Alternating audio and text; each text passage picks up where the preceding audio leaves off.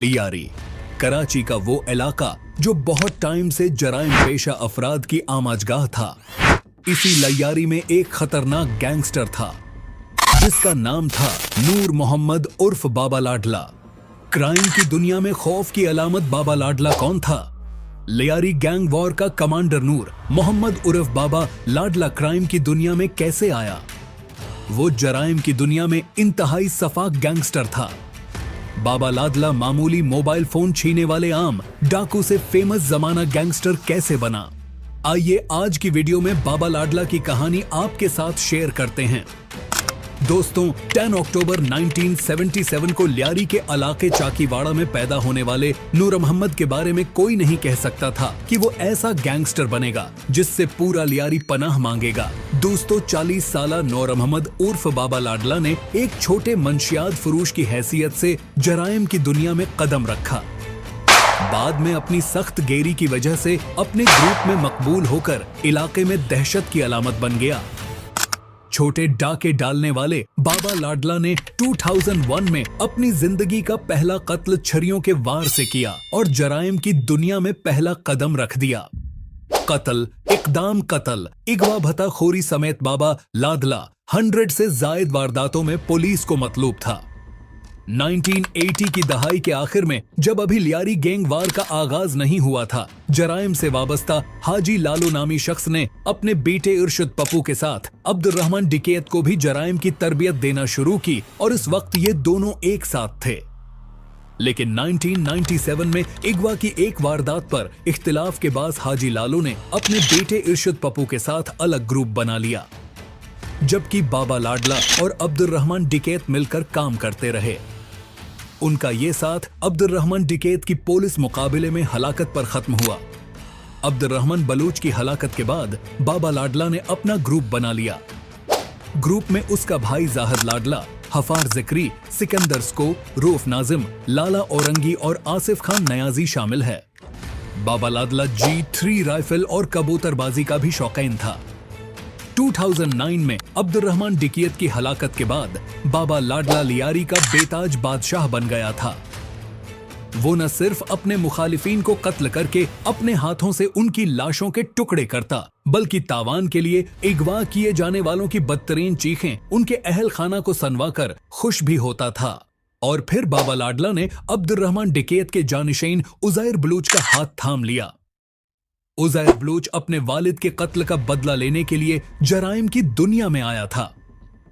उज़ैर बलूच का वालिद फैज उर्फ फैजू एक ट्रांसपोर्टर था जिसको अरशद पप्पू ने भत्ता न देने पर कत्ल किया था। 17 मार्च 2013 अरशद पप्पू, उसका भाई यासिर इरफात और उनका साथी शेरा पठान डिफेंस के इलाके में एक डांस पार्टी में मसरूफ थे।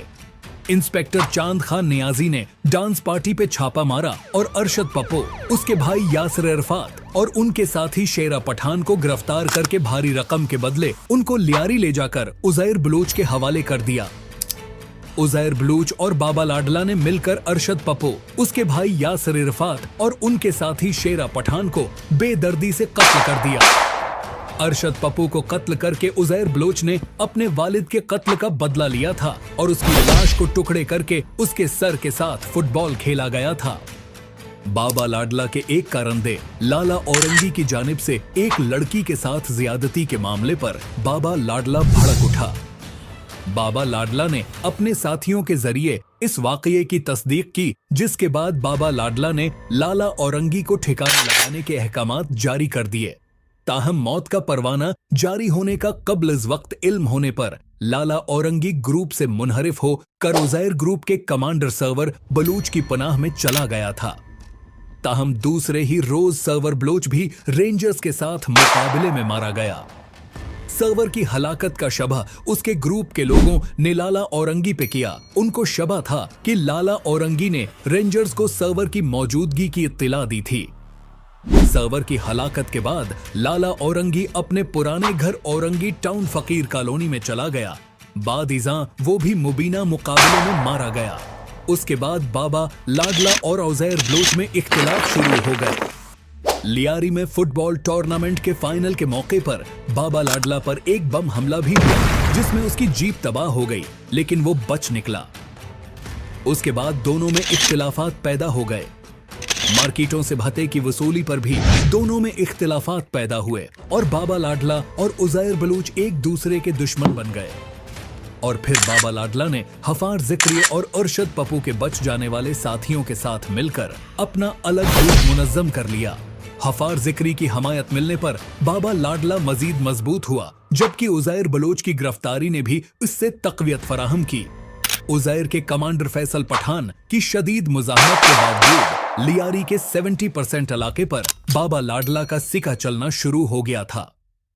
बाबा लाडला कई वारदातों में मुलव्वस था, जिनमें यकम सितंबर 2010 को मुला लतीफ का कत्ल, अप्रैल 2012 में पुलिस पार्टी पर हमला करके हेड कांस्टेबल फयाज और कांस्टेबल तफेल को हलाक करना, डालमिया के रहायशी हाजी इसलम और उसके बेटों समेत 5 अफराद का कत्ल और उज़ैर बलूच के साथ मिलकर गैंगवार के ही एक किरदार अरशाद पप्पू और यासिर इरफात और शेरा पठान को कत्ल करके उनकी लाशों की बेहरमती और आग लगाना और मार्च 2013 में 3 महाजरों को अगवा और 1 को कत्ल करना शामिल थे। लैयारी में रेंजर्स का ऑपरेशन शुरू होने के बाद बाबा लाडला ईरान फरार हो गया था। पाक ईरान सरहद पर मुहाफिज की फायरिंग से उसकी हलाकत की खबर भी मिली थी, लेकिन फिर वो मंजराम पर आ गया था। लेकिन आम तौर पर बुराई का जो अंजाम होता है वही हुआ। 2017 में लियारी के इलाके फूलपति लेन में डूबे चौक पर रेंजर्स ने बाबा लाडला की मौजूदगी की इत्तिला पर छापा मारा था, जहां बाबा लाडला और उसके साथियों ने रेंजर्स पर फायर खोल दिया, जिसके नतीजे में रेंजर्स का एक अहलकार जख्मी हो गया। लेकिन 40 मिनट तक शदीद फायरिंग के तबादले के बाद रेंजर्स नूर मोहम्मद इर्फ बाबा लाडला और उसके 2 साथियों सिकंदर सको और मोहम्मद यासीन इर्फ मामा को मारने में कामयाब हो गए। अलबत्ता उनके 3 साथी फिरार होने में कामयाब हो गए। नूर मोहम्मद इर्फ बाबा लाडला की जिंदा या मुर्दा गिरफ्तारी पर 25 लाख और सिकंदर सको पर 10 लाख का इनाम मुकर्रर था। अब्दुर्रहमान डिकीत, अरशाद पप्पू और उसके बाप हाजी लालू की तरह बाबा लाडला भी अब इस दुनिया में नहीं रहा। लेकिन लियारी गैंगवार की कहानी अभी पूरी तरह खत्म नहीं हुई है, क्योंकि नूर मोहम्मद के बाद उसका भाई जाहिद लाडला ने कमान संभाल ली है और उज़ैर बलूच के ज्यादा केसेस खत्म हो चुके हैं। उज़ैर बलूच के कमांडर्स और जाहिद लाडला लियारी पे दोबारा कब्जे के लिए कोशिशें कर रहे हैं। कानून नाफिज करने वाले उदारे भी हरकत में हैं। जीत किसकी होगी ये तो आने वाला वक्त ही बताएगा।